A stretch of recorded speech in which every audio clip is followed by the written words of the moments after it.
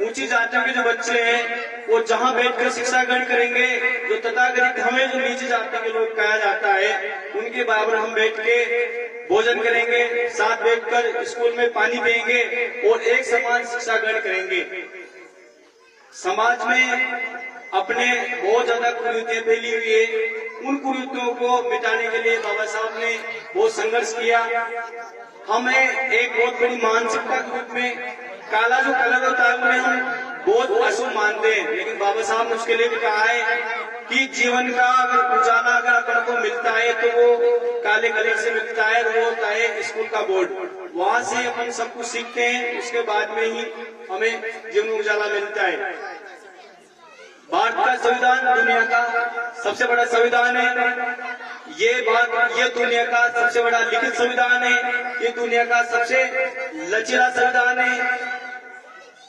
भारत के संविधान निर्माण में बहुत सारे लोगों का योगदान रहा, लेकिन मुख्य रूप से जो उनको लिपिबद्ध किया, उनको लिखा, और बाबा साहब विदेशों में गए। विदेशों में जाने के बाद में उन्होंने वहां से जो अच्छी अच्छी बातें थी वो ग्रहण की। बाबा साहब जब लंदन पढ़ने गए, लंदन पढ़ने के बाद में वहां उन्होंने देखा कि जो संपन्न लोग थे, बड़े पैसे वाले लोग थे और जो गरीब लोग थे, उनके बीच में मात्र भेदभाव पैसों का था, जाति का भेदभाव नहीं था।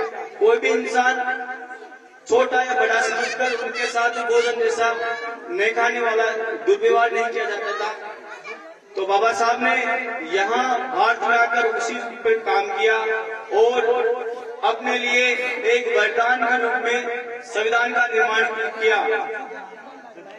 ये जो आपने देखा होगा जगह जगह यूट्यूब पर भी देखते हो, महासभा होती है, जो समाज सुधार लोग जो बात करते हैं वो हमेशा यही कहते हैं कि आपके घर में या रामायण नहीं रखो, गीता मत रखो, महाभारत मत रखो, कुरान मत रखो, लेकिन बाबा साहब के द्वारा बनाया गया संविधान अपने हर घर में होना चाहिए।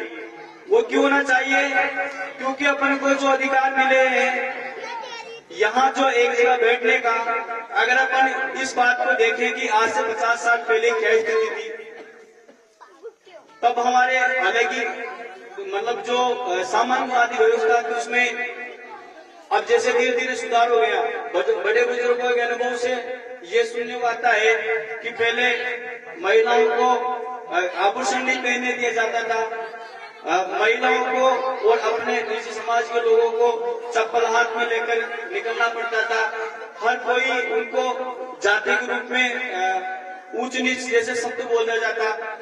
लेकिन आपने कभी नोटिस किया होगा कि वो क्यों बंद हो गया? उसका अशिक्षा की वजह से अपने समय समय पर हमें पता नहीं चला, लेकिन जो पढ़े लिखे लोग हैं वो समझाते रहते हैं, हमें भी पता नहीं था।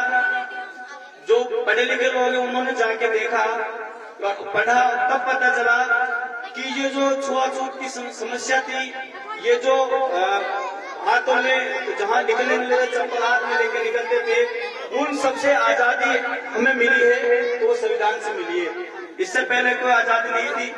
अगर अपन संविधान पढ़ेंगे तो अगर आप अपने साथ में कोई छुआछूत जैसा व्यवहार करता है और उसके खिलाफ अपन कोर्ट में जाते हैं, वहां जाके केस कर देते हैं, तो हम सबको पता होना चाहिए कि संविधान के अनुच्छेद 17 के अंदर अस्पृश्यता को कानून अपराध माना गया है। अगर आपके साथ में कोई भी छुआछूत करता है और आप जाके थाने में जाके केस करते हो ना,